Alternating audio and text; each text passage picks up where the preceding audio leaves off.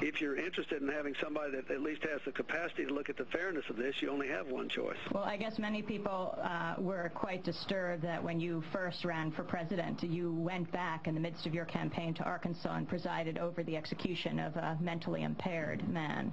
Yeah, but let's go back to the facts here. He was not mentally impaired when he committed the crime. He became mentally impaired because he was wounded after he murdered somebody.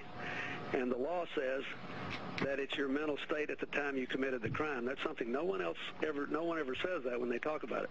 Had he been mentally impaired when he committed the crime, I would never have carried out the death penalty because he was not in a position to know what he was doing. That is not what the facts were. Secondly, if I had not gone home, I would have been accused of putting a tough decision off on somebody else. President Clinton, my name is Gonzalo Aburto. I'm a Latino living here in New York. I'm the host of La Nueva Alternativa here at BAI. I want to ask you why Latinas and Latinos in the United States should vote for Gore and Lieberman. I think they should vote for Al Gore and Joe Lieberman for several reasons. First of all, we are committed to fairness for legal immigrants, and we're trying to pass a law right now to guarantee that. And our opponents in the Republican Party are opposed to that. And the congressional leaders are opposed to it, which is another reason to vote for Al Gore, Joe Lieberman, and for Hillary, for John Corzine in New Jersey. The Latinos should know that the Democrats favor fairness for immigrants. Secondly, we favor affirmative action. Thirdly, we favor hate crimes legislation and employment non-discrimination legislation, and the appointments of judges to the Supreme Court that will protect civil rights and human rights. And fourthly, let me say again, we have had an economic policy that has dramatically improved the lives of Latinos. When I became president, the Latino unemployment rate was 11.8%. Today, it is 5%, the lowest in the history of the country. So if you're looking for somebody that wants to make sure everybody is part of America's present and future, Al Gore's your man. He also proposes to put more money into the schools in the poorest parts of our country, to modernize the schools, to hire more teachers, to connect all the classrooms to the internet.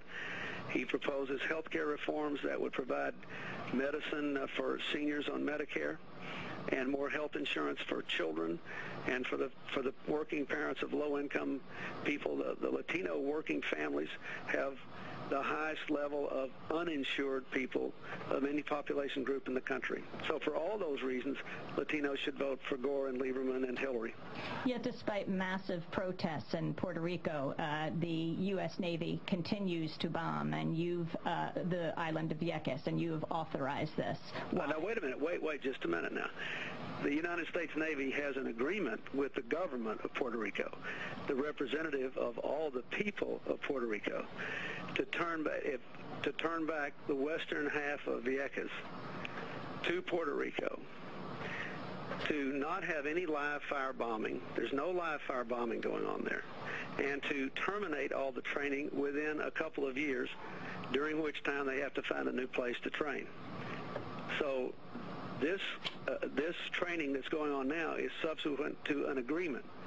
Now, the Republicans in Congress broke the agreement, and instead of giving the western part of the island to Puerto Rico, gave it to the Interior Department to manage. If I can't find a way to give that island, the western part of the island, back to the people of Puerto Rico, and to honor the agreement that the government of Puerto Rico itself made with the support of the local leaders, including the mayor of Vieques, then the people of Puerto Rico, I think, have a right to say the federal government broke its word and the training has to stop right now. But I think the training should stop because the people don't want it there.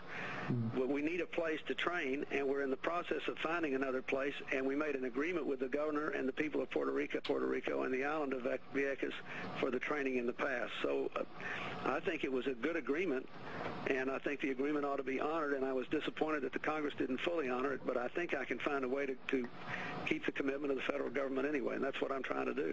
Mr. President, what do you think about a possible amnesty for trabajadores indocumentados?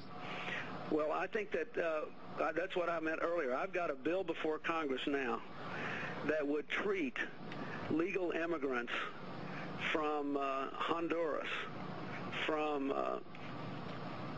Guatemala, from Haiti, from Salvador, in the same way that the Congress has already voted to treat immigrants from Cuba and Nicaragua. I think that it's not right the way we have treated a lot of these immigrant populations differently. I know there aren't many Liberians probably among your listeners. Most of them live up in the Rhode Island, Massachusetts area, but they also are being treated unfairly, and I'm trying to get them included in immigrant fairness. And again, I'm having a big fight with the leadership of the Republican Party in Congress. So the Democrats are for that, and the Republicans aren't. So that's another reason, if you care about that, that we need to have someone to stand up to them. And that means that we need Al Gore. And if I think the Democrats have a good chance to win the House and maybe the Senate.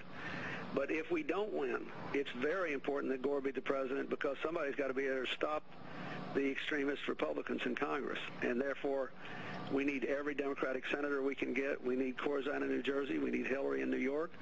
And we need, most important, we've got to have Gore and Lieberman in the White House. President Clinton, UN figures show that up to 5,000 children a month die in Iraq because of the sanctions against... That's not true. That's not true.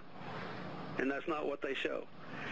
Let me just tell you something. Before the sanctions, the year before the Gulf War, you said this, how much money did Iraq earn from oil?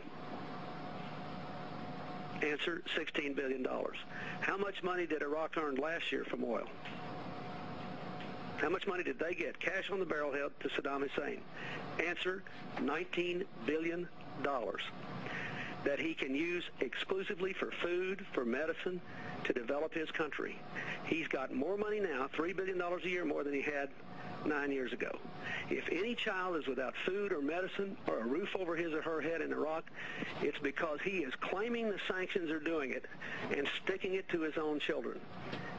We have worked like crazy to make sure that the embargo only applies to his ability to reconstitute his weapons system and his military state. This is a guy who butchered the children of his own country, who were Kurds, who were Shiites. He used chemical weapons on his own people. And he is now lying to the world and claiming the mean old United States is killing his children. He has more money today than he did before the embargo. And if they're hungry or they're not getting medicine, it's his own fault. The past two UN heads of the program in Iraq have quit, calling the U.S. policy, U.S. UN policy, genocidal. What is your response to that? They're wrong. They think that we should reward... Saddam Hussein says, I'm going to starve my kids unless you let me buy nuclear weapons, chemical weapons, and biological weapons. If you let me do everything I want to do so I can get in a position to kill and intimidate people again, then I'll stop starving my kids. And so we're supposed to assume responsibility for his misconduct. That's just not right. I know they... You know, the truth is a lot of these people want to start doing business with Saddam Hussein again because they want his money. And they want the money he earns from oil. But it is an absolute fact that he has more money today than he did before the embargo. So if any child is without food or medicine, it's because he has made a deliberate decision to let them die, to try to build up pressure to lift the embargo so he can spend that money however he wants. He doesn't want to spend that money